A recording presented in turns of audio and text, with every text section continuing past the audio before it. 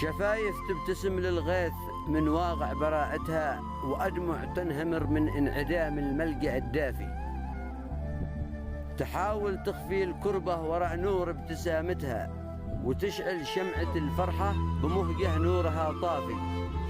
غليظ الظرف أخفاها وحاول كسر هامتها، ولكن صبرها هو من جعلها تبصر الخافي. رشاش الغيث خالج وامتزج في دمع حسرتها، ليجعل منها صورة بها المنغوص والكافي. مع تحياتي الشاعر أمين الكلدي.